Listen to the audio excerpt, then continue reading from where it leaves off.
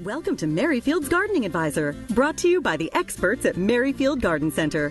Join us as we discover beautiful plants, new trends, and exciting ideas for your landscape. So let's get growing together. Merryfield's Gardening Advisor, bringing out the best in your garden. I finally got around to that.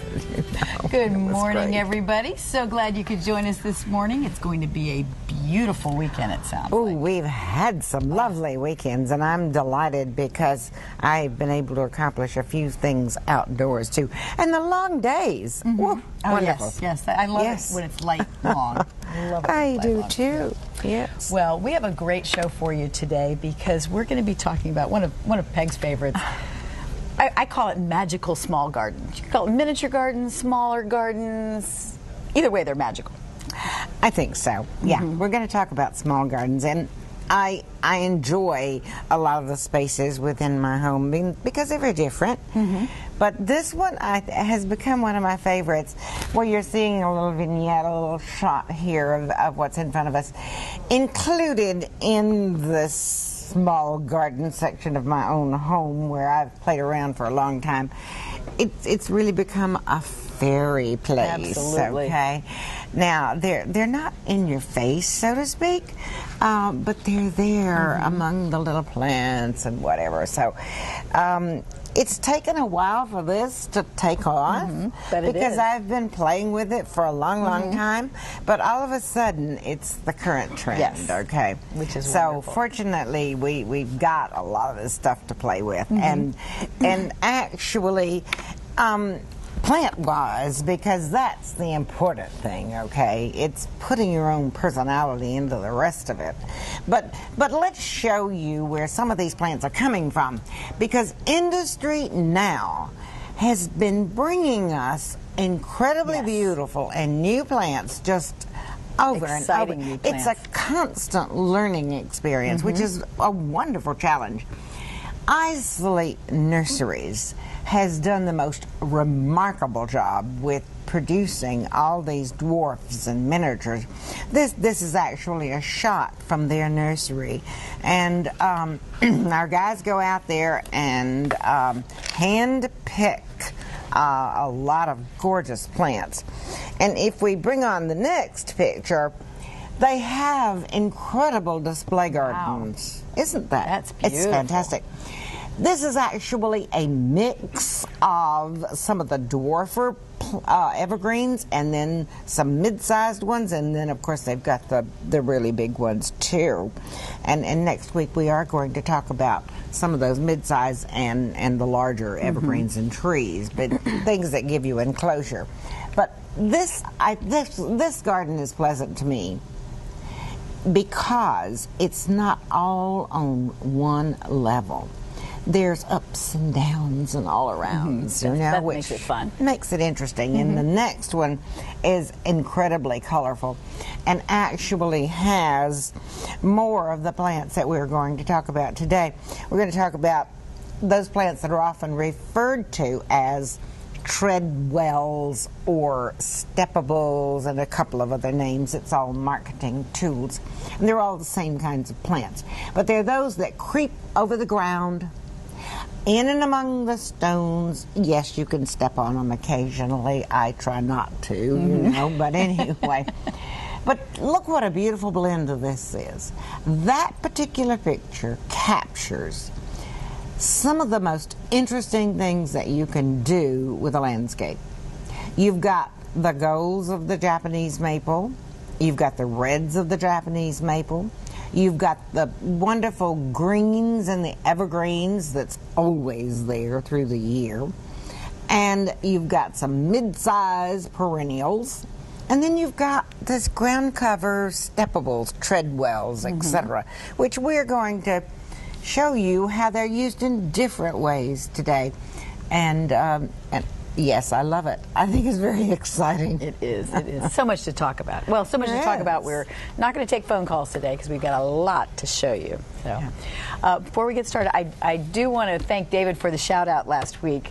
I don't know if you saw that, but as you know, my daughter Sarah went down to Richmond for the Virginia State Special Olympics championships, and so David had done a shout out, and a couple of people had asked me how she did. So just to let you know, she got a bronze, third place medal in bowling, and it was just a wonderful weekend. I tell you, Special Olympics Virginia puts on a great summer games. Wonderful. Wonderful, wonderful. She was very excited. She was very excited. It was her birthday. It couldn't have been better. So thank you for asking.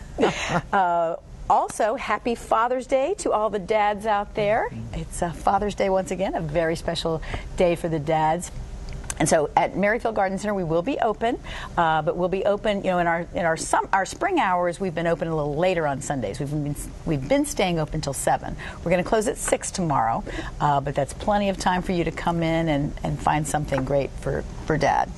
How about a tree? How about a tree? Plant a tree for Dad. Plant a tree for Dad. That's our mantra. It doesn't have to be a huge tree. It could be a beautiful selection of dogwood. We're going to talk more about the different varieties of dogwood next week, and we've got some beautiful redbud and lots of other exciting things. And if you choose to do so, I think that we've done a really good job with the plant care packet. Yes. I'm very impressed. And actually out at Fair Oaks, Andrea was doing a wonderful display on watering, proper watering. And so I was pleased about that. Hold that up but there, you know, as we were thinking about Father's Day and so forth, I'm always pushing certain things that just I can't be without. Right. Like, if he doesn't have a really good pair of pruners, buy him a pair of Felco pruners, okay? They are fantastic. I threw in my well-worn ones, you know. They last forever. Well, they really do. Plus, you can also replace the blades if you don't do something silly with one of them. You know? Okay. And of course, I'm always pushing Joyce Chins, and I'll use these again as we go along. Absolutely. But, you know, also, tools. Tools are wonderful. Right. Good quality tools. I personally would use this one more as an edger and so forth, but a really good shovel, a really good tube. Great Father's Day gifts, you know? You know, another Father's Day gift that means a lot to you would be hats. I was looking through that. Rob was looking for a hat yesterday, and you know, we've got so many to choose from. It's important to have a hat on now. It's very important. Of course, we've all learned that the skin cancer thing, and a lot of damage was done earlier on, you know, but that, you young people out there, get a hat, you know. But you know, the main thing is get out there and plant a tree, plant a tree. And you know what I think is great about a tree? Getting some shade trees, because at least in the future, depending on what size you put them in, you've got that perfect spot for a hammock. So what better thing for Dad to be sitting in between two beautiful shade trees after he finishes, in the hammock, reading, maybe taking a nap. Yeah. When he finishes planting that tree. That's right. When he finishes planting the tree, he takes a nap. You know, there is one thing before this segment is over that I really want to cover, because I keep hearing over the radio that there are even some other issues that are potentials with mosquito bites. Right. We have a lot of ticks this year, and Lyme's disease is just devastating, and you don't want it, okay? Also, with the mosquitoes, there are a lot of things that are problems. Right. But there are some things that we can help with. I keep on hand mosquito bits all the time. And periodically, I go through and put just a few of these in any standing water. There are larger pieces for larger areas. I have a little stream that will dry up when it gets really dry, and hopefully it won't get really dry this year. But I do put those larger dunks in those areas, hoping that it'll take care of that. So try to keep down the mosquito population. And this is all natural. I'm natural wherever I possibly can be. Right. I don't use DEET well. In the past, I've used it on my hat, I've put it on my clothes, but I've gotten away from that. And I discovered that we have one called Eco Smart, which is an organic insect repellent, and it has some good things in it. It has lemongrass, which is very good. It has rosemary. It has some other things too. But I wanted to share with you something that is working for me. My daughter, Michelle, has really, as Debbie well knows, she keeps hearing me all the time talk about doTERRA oils. They're all wonderful. We've been into this now for quite a while, and she's studied it. There is a product with them called Terra Shield that I have been able to use, and it works. It has to be reapplied every 3 or 4 hours. It's totally all natural. And everybody laughs because I have my little emergency packet. There you go. With doTERRA things in it. But if you need more information about this, because she's made a tremendous study about it, all small letters, it's done DUNNEDOTERRA at gmail.com. Should I repeat that? Yeah, we've got to go to break. They're telling me in my ear that we're way over. So we're going to take a quick break, and we will be right back.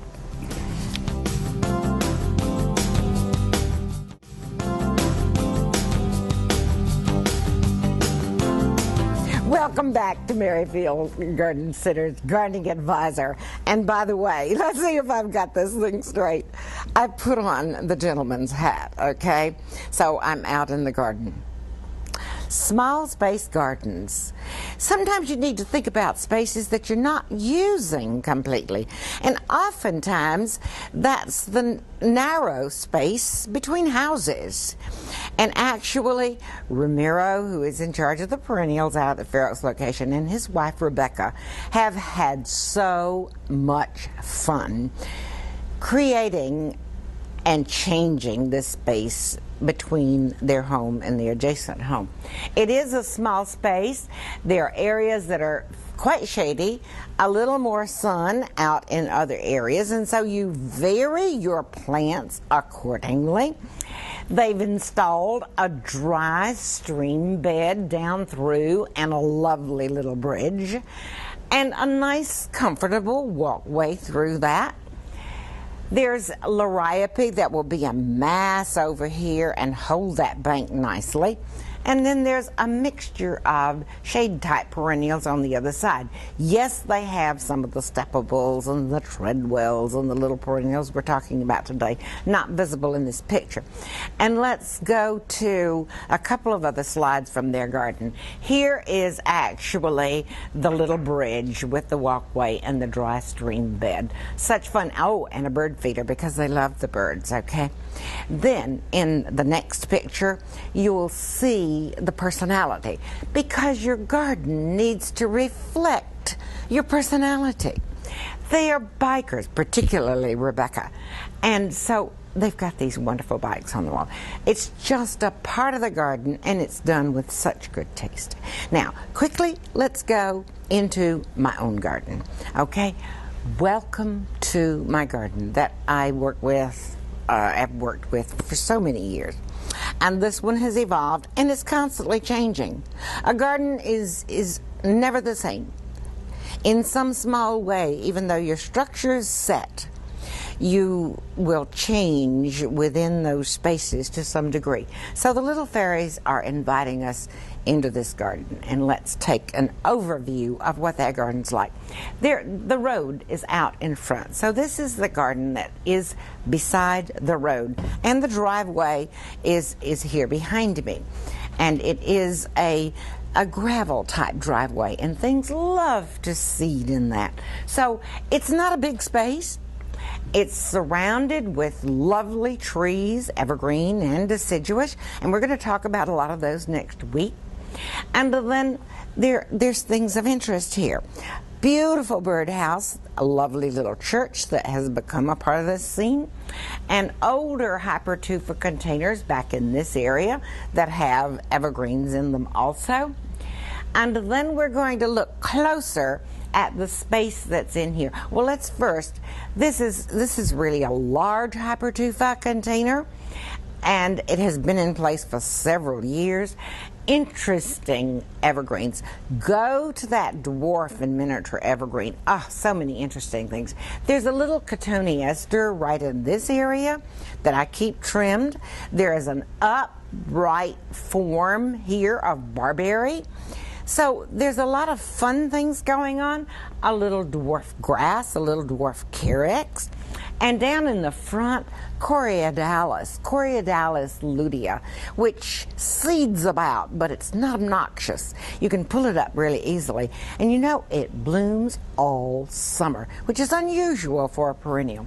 Let's roll through a couple of these because I think we talked so much in the first segment, I'm running out of time. Here are some beautiful little evergreens here. This one is the cotoneaster. This one is the upright barberry, okay? This is the Hinoki cypress. We're going to do one more picture. They tell me I have to go on a break after that, and then we'll come back to these. So let's do one more picture, okay? That'll give us, again, a better overview so that you can understand what I'm talking about. This is a large area, and this entire area gets at least 5 to 6 hours of sunshine. There's more shade, obviously, in the back. And so you can see there's actually a change. It's not all on one level. There's nice ups and downs. There are these dwarf evergreens that have been in for many, many years. And there's gravel in the front, and all these creeping thymes and all these sedums grow out over it. And then there's a little walkway to the back. Now, the caladium draws your eye into it, okay, and is beautiful in containers. There's also within the garden containers. I enjoy using containers out within the garden, and all of these are succulents that are not hardy, and hopefully we'll have time to talk more about those later. But we will be back. We'll go deeply into what is in this garden. Back in a moment.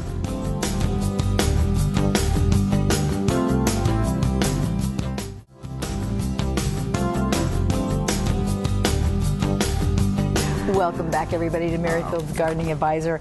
I want to remind you, I don't know if a lot of you may not know, we do this show live. So first of all, you never know what's going to happen. But as soon as the show's over, Peggy's going to run right out of here and go back to the Fair Oaks location. So stop by and say hi to her. We love that. Absolutely. Yes, well, I got to rush through some of those pictures, okay? So maybe we can slow down a little bit on this one. We are talking about these wonderful dwarf or miniature plants that are featured in front of mid-size, even up to big oaks, okay? But let's take a closer look at this. I really am enjoying this. All of these perennials came through the winter very well. Wonderful. I had to adjust a few things in the containers. You always do, you know. But these I just have been very pleased with. And there are many, many to choose from. Right. There's Blue Star Creeper. There's so many of the creeping thymes, but I want to mention again the succulents in the containers, and these are relatively small. Succulents are easy to take care of. This is a learning curve for me, and actually if you come back to Debbie, she's going to hold a couple up because Shirley at the Fair Oaks location just brought in some of these just beautiful little succulents. These are great. And look at the colors in these plants. And I love it that they're so thick and have such nice structure to them. But the reds on the edges. And you know, they won't winter outside, okay? Right. But you can put them in containers and you can bring them in and they make great houseplants. The beauty of it is, I really don't like watering a whole lot of things in the wintertime. And you don't have to. You know, they don't require much water once they're established. They just want to be in a nice, porous soil. So when you bottom them up, you want to be sure you put some small stones in them, you know? All of that. You know? So anyway, that's fantastic. let's roll through some more of these pictures and see what's going on. Here again, you can see a small hypertufa container. I made these, again, a number of years ago. You might want to explain what a hypertufa is. Hypertufa is a mixture of Portland cement and can be peat moss. It's lighter than concrete. And the texture is incredible. It's beautiful, but it doesn't have to be that. Right. I just happen to get into that, you know. But I have a It does make a nice presence in the garden, and it also attracts moss and gets very mossy looking. Right. Okay, but I also use a lot of ceramics and a lot of the clay containers. Right. They mix well with it. But in this, so that's a hypertufa one. Yeah, that's a little hypertufa one. Yeah, and the only thing that would thrive in that would be these little succulents, you know, or the little cacti. But in this area, you can see several of the dwarf or the miniature things that have been in this garden now for several years. I really have enjoyed them. Lots of color and texture in the plants themselves. And then looking at some of the perennials, let's take a look at what's going on there. Here is a dwarf baby's breath. These things are in bloom right now. I took these pictures last week. There's also an annual or two tucked here and there to give some continuity of color. And you're seeing that in the little daisy flower that is in the background. There's also Pratia, the little tiny creeping ones, but in perhaps the next picture, I think it shows the Pratia a little bit better. Yes, here we go. Pratia and a mixture of sedums are what's running all around these stepping stones. It's a very attractive way to do this, and I've used a lot of the gravel, the Seminole chips in this. That's also attractive. They're very and nice. helps to keep down the weeds. Now, a fun plant in the next one that again requires incredibly good drainage is Louisia. This blooms for a long period of time too, and there's several different colors, so that's a great one. That's beautiful. Isn't that lovely? And it's so sweet. The sedums are coming out all around it, and in the background they're creeping thymes. In the next picture, you're going to see another slightly different angle of the dwarf baby's breath. Some of the creeping thymes are in bloom. Some of the hardy dwarf geraniums. And the pink that you see is a dwarf dianthus. So there's just so many plants that you can use. The following pictures of creeping thyme. After the creeping thyme has finished its bloom, just shear it back a little bit, and sometimes they'll rebloom. And in the next picture, I really want to share this one with you and to take the moment to tell you a little bit about pruning.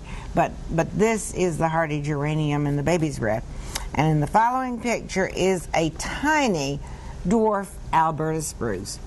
And growing all around this are a lot of thymes, creeping thymes, and sedums. Now, dwarf Alberta spruce does not want to be in hot afternoon sun. And this one is not. It thrives in morning sun, but it will get red spider mites in afternoon sun. Now, just a little quickie, and I hope that the entire display does not fall apart while I'm reaching for this. Now, don't do this. That's normally, right. But don't do as I do. Do as I say. Pruning. This is a great time of the year to prune. It'll have time to set new growth before winter sets in. This is a beautiful little passia, a little spruce. You can see, I hope, that there's a lot of new growth here. This is true with all the pines and the spruces and that sort of thing. They all have their new growth right now. Now is a great time to prune big or little, and this is what I do. I take away half of that new growth. Within that, you don't want to cut back too hard, okay? I'll go through and cut every bit of that, and what's going to happen is that it's going to send out little new growth just beyond where I cut, and it's going to keep this plant truly miniature. They are miniatures, but they do grow. They're somewhat bonsai'd when they're in containers, but when they're in the ground, they grow a little stronger, and I believe in good soil, and so because of that, mine do maybe grow. When you buy these little guys, look at the container and see. There's information on here. Great information on there. And it'll tell you approximate growth rate for This these. one says 1 to 3 inches per year. That's right. That's pretty impressive. Okay. Yeah. Okay, we're going to take a quick break. Okay. Come back with more. Stay tuned.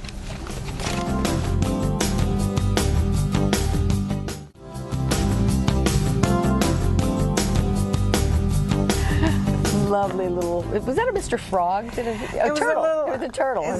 It's a turtle I think. beating the drum. There's something out there for everybody. There You is. know, as I said, you have your personality reflected in your garden. It's inevitable. That's you right. know? That's the way it should be. Is there a wreath on your front door? You know, does it reflect your? I did actually have to take the wreath off my front door you? a couple of times. Because Was this somebody attacking bird it? is very determined. I've got a forest out there. Right, right. Why does this bird want to make a nest on the wreath in my front door? I don't know. But anyway, I didn't want to have to go around the babies because one year we went in the back door all the time because we had babies, you know. Yep. So I literally took the wreath off and said, no, you can't do this. We'll set it you over here. know? You can make your nest here. Absolutely. Now we'll continue to talk about some of these dwarf evergreens, and actually let's bring up the next pick, and we can even show you some that we have here. There's a blue moss, a dwarf blue moss cypress there, the little bluish looking one that you see. That has been in the ground for several years, and I do shear that one, okay?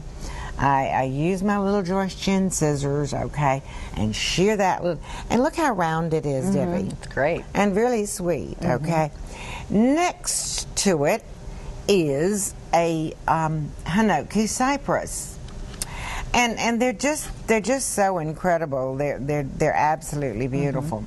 And they're literally 4 or 5 inches tall there. Right. I mean, it's hard to tell that in the picture, but they are literally. Let's go back to that picture and hold this picture for just a minute, okay? Now Backward. let's back up, okay? Let's go back to the first picture that was there. If we could go back to picture 21, that would be great. Actually, you know, it's all right. Oh, here there we go. Okay.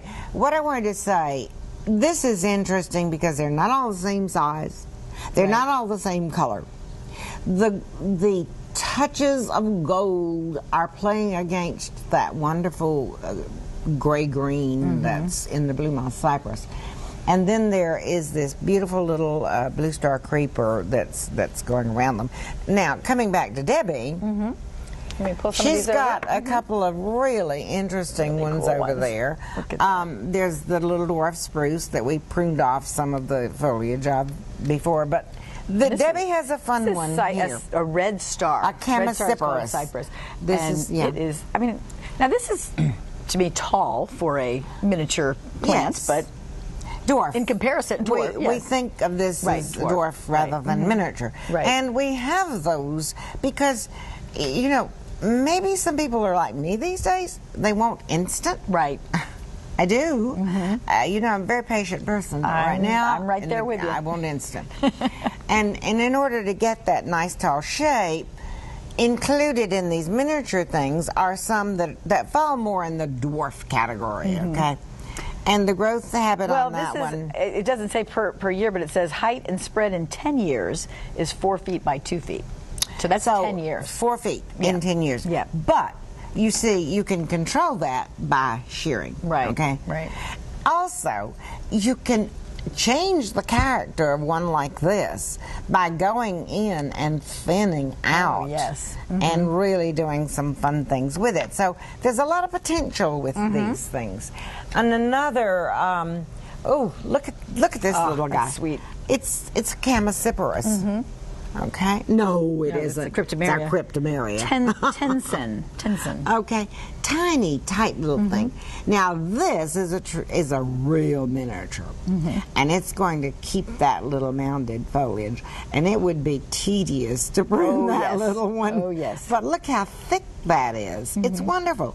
But you've got upright shapes, you've got the little mounded shapes. And then, before we leave this segment, let's show one more plant here, Debbie, because I'm fascinated with this one. This is a Chamaecyparis Gold fern. Gold That's fern. Beautiful. It's very the golden delicate, color. light and delicate. But here's the beauty. Look how the little play. dwarf, the dark green, is good with that gold. Yes. So you've got a lot of color and interest in the plants themselves. Did you have another couple pictures you wanted to show in this? Yes, let's quickly bring those up. There are, what, 2 pictures in Two this pictures one? left. Okay, we'll show those now before we go. There we go. Alrighty. Back to that one. Okay, this is another little section of the garden, which is very interesting. There is the perennial strawberry begonia, is the common name. It's saxfraga, okay? And there is behind this a very small little pond that I created. And it has some fun pond plants sitting in it. It's small, and there are dwarf pond plants too. Primarily the dwarfer ones are in the greenhouse, and they're fantastic. Yes. Now, that's standing water. That's one of the places that you want to put a few of these little mosquito bits. Absolutely. Okay? Because the mosquitoes don't breed in moving water. And if you've got a waterfall and so forth, which I do in that area, but now I've got 2 areas that are still water. Right. Okay? If there are goldfish, the goldfish will get them. But in these small spaces, you do not want to put fish, because if you do, you will draw maybe raccoons. Oh, yes.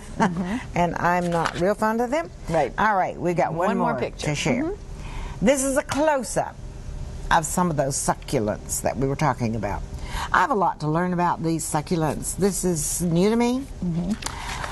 I actually wintered over some in the house last year and discovered how really easy it is to do.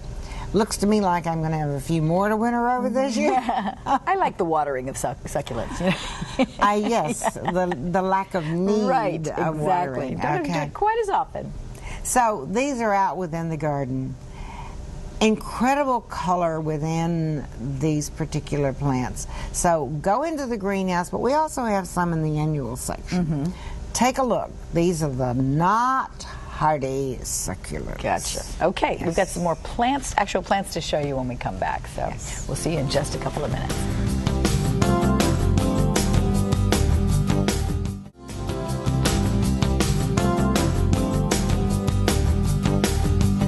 It's a fairy party. Yes, indeed.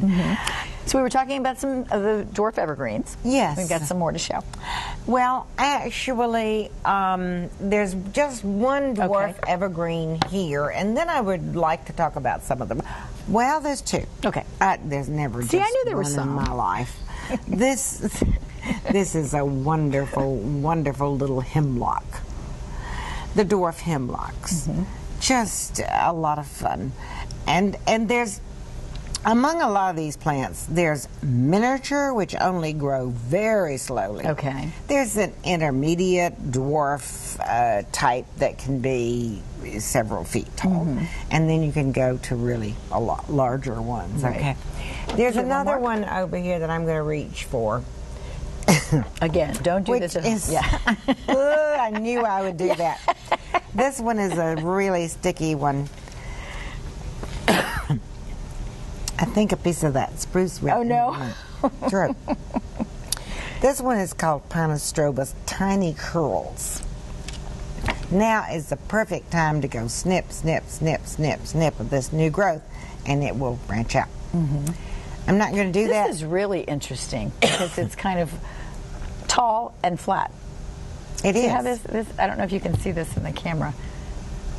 I'll turn that down a little bit. You got your tall sprigs, and then these are coming out to the side. This is really cool. Isn't that neat? Very cool. Hold it over there. Very cool. What's this one called?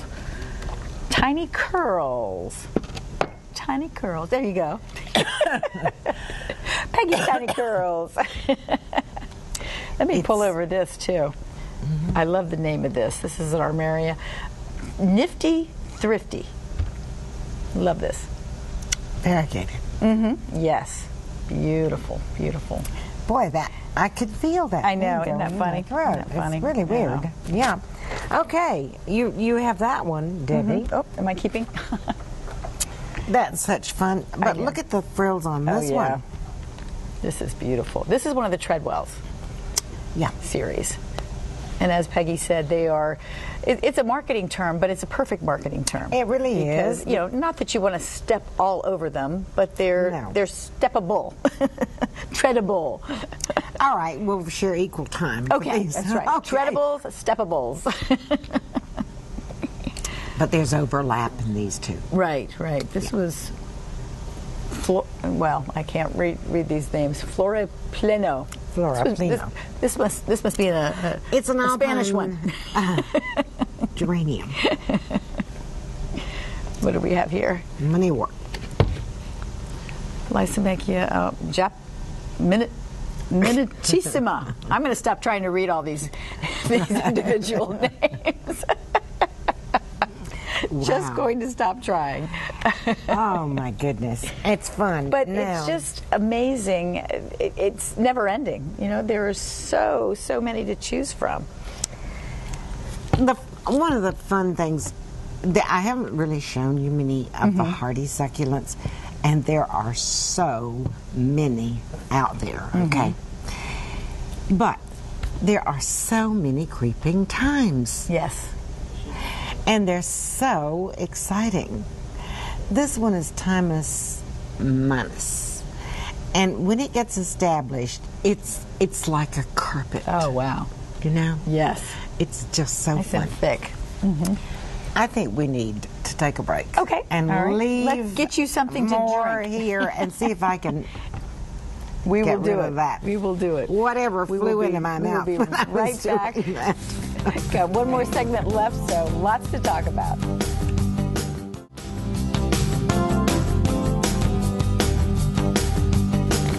Lots and lots of fairies. The playful little fairies, absolutely. Well, let's share a little bit more of this fairy theme. Now, we've shared the little evergreens, and we've shared a few of the perennials. And there's an incredible selection, and really do want to encourage you, particularly at the Fair Oaks location, where there's so many of us that are into all this. Right. And Ramiro, who's created some incredibly beautiful things, okay? But putting the personality into it is part of it, and you can theme it in many different directions. I obviously have themed it in the direction of the fairies, so let me show you how I've done this. Now, you could see from the other garden that it wasn't a terribly in-your-face kind of thing, and so I cleared beneath some of the larger evergreens and the larger small trees, and created some spaces for the fairies. Now, it's very shady. There's stepping stones in there. There are the little miniature hosta, which are just fun. Amazing. And there are also little miniature grasses. They're little carex and what is this little one in front of us? I mean, you know, you would think that was a regular-sized garden until you get over to it. But it's very tiny, and we've used the little houses and so forth, and we actually made some of those little houses ourselves.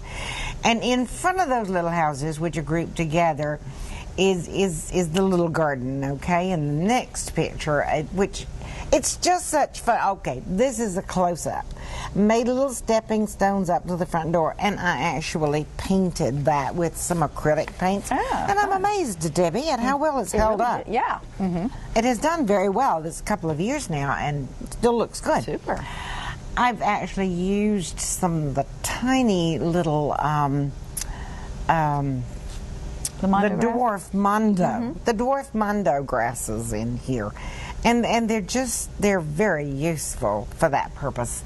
And you'll see them again in the next picture, because I created this little garden that is so in cool. the front. And I've lined it with the little mondo grass so it looks kind of formal. Almost looks like they're in a skating rink. And you know, there's formal gardens. Mine is a very informal garden, but there's some formality within those spaces. I use a lot of boxwood and things like this that gives it some formality. Now, at some point in the game, we'll come back to this summer, hopefully, and talk a little bit more about water gardens. Oh, yes. Because in the next picture is the little water garden that I created beneath this Japanese maple, all above ground so that I would not disturb the roots of this tree. And it isn't large. It's a lot of fun. It is a waterfall type thing, so I don't have to worry about mosquitoes in there. Right. And stone. We have some of the most beautiful stone. We do. The selection is incredible. And to go into that stone area, you can find anything that you want, you know. It's really nifty. In fact, if we can come back to, if I can get my hands on it, you know. I've got so much stuff down here. I always come with a stuff. bag of goodies coming over here. I was really pleased because here again, in Greenhouse 2, near the area that has a lot of the fairy type. Well, it's not just fairies; it's a lot of things. Yep. They've got barnyard animals, chicken coops. It's just going on and on. But this is little glass pieces, blue glass pieces. You could create the most beautiful little waterfall or water garden with that. I thought, ooh, that's perfect. You could do that. I like it very much. Fun. In fact, I actually put a few of these little ones into a bird bath that's over here. Maybe James can catch it on his way out. I don't know. We'll see. But you can have there we go. See those little things? So this is a wonderful little bird bath, and it's got blue water in it. It's very cool. So, you know, this is what adds pleasure to the garden. Absolutely. Is make your garden your own, you know? Yeah, I think we've got one more picture. Yes. Let's show that picture. Because this picture I took, again, last week, from the road, standing literally in the road. This is a bird's eye view of what's on the other side. Right. And it is an enclosed space. And next week we are going to talk about larger plants and a space that's enclosed. Okay. Before we go, let's talk a little bit about soil prep. Yes. We do need to do that because that's important. With all of these plants that we've talked about today, they want really good drainage. So elevating that soil is one way. Now, if you're working under an existing large tree, you don't want to dig heavily under that, particularly with that maple that I love so much, you know. But all of these plants have grown along with the maple, which is good. Now, what I have done, because our clay in this metropolitan area needs some help. It needs some help, but it's good soil. Yes. I mean, it holds water, it holds nutrients, and that's good. Okay, it's easier to deal with than a sandy soil. Right. But there are things that you can do to improve that soil, and I brought along again the bags. I'm always recommending and always will the product called Leaf Grow. I'll hold it up. And if you can get several. Let's say that you do 1/3 additive to 2/3 your existing soil, okay? Leaf Grow is a very good product. It's composted leaves. I'm really sure that I always compost my leaves at the end of the year, okay? I don't haul them away. That is great. But I also want to mention a couple of new ones. I have no experience with this, but I am going to try it. It's called Fox Farm. Now, this is much more expensive because it's got a lot of stuff in it. It says it's from the earth and the ocean. And so it'll be interesting to see what comes out of this. Right. Okay, I just have to be sure that I mark where I've That's right. tried There you this go. so that I know what's And if working. you all try it and have any experience, let us know. That would be great. That's fantastic because you can't try everything. That's you right. know? That's right. And the other one, of course, is Dr. Dr. Earth. I've heard really good things about this. Is Dr. Earth. Okay. And they've got several products. Yes, they do. And there's another one that it is oyster compost, some sort of sea thing. Now, possibly the most important thing. Okay, we've got one. Is the small stones. Okay. Veau block or permatil. Make your soil good. Absolutely. It's worth it. This is very cool. Again, next week we'll kind of go out of the miniature garden itself and the surrounding areas. Gonna go up. Stay tuned for that. Again, happy Father's Day to all the dads out there. Again, plant a tree for Dad. That's our mantra this week. Actually, a tree is growing. Some books about it. Great ideas for gifts. The Virginia Nurseryman and Landscape Association had something on Facebook that said, planting trees is a gift that gives back, which it absolutely does. Absolutely does. I think it's a great idea. So I think we've got just a couple more seconds. So, you know what I was going to mention is if you can't decide on something, Merrifield gift card. Always a gift card. Always a gift card. Let Dad make his that own way pick, you huh? you don't have to worry if he doesn't like it. He can pick out exactly what he wants, and it's perfect. So, that's great. Okay. Okay. So we hope you have a great week. Happy Father's Day, and we will see you next week right here.